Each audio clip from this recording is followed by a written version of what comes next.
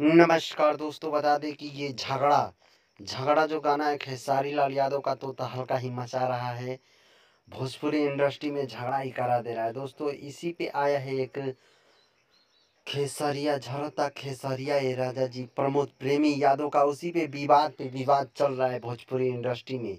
इसी के बीच एक तहलका मचा रहा है सॉन्ग, जो कि बहुत ही पुराना सॉन्ग है और इसका वीडियो आया है प्यार परसों के कईल ना रहे, जो कि खेसारी लाल यादव का टीम फिल्म्स पे आया है दोस्तों। ये सॉन्ग बिल्कुल सैड सॉन्ग है। इसी सॉन्ग को गा के बहुत लोग स्टार बन चुके हैं, तो बहुत लोग का नाम हो चुका है दोस्तों। आप लोगों को बता दूं कि ये बहुत ही अच्छे, जो कि ये एक्ट्रेस हैं, ये न्यू एक्ट्रेस के साथ और उनके जो हैं वो मैनेजर साहब विवेक कुछ हैं, उनके साथ वीडियो बनाया गया है दोस्तों।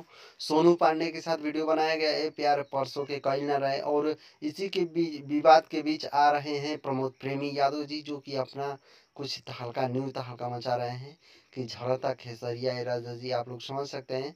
तो आई होप ये वीडियो आप लोगों को जानकारी देकर बहुत ही अच्छा लगा। और ये सॉन्ग है दोस्तों किसी के मैटर में और किसी के झगड़ा में नहीं।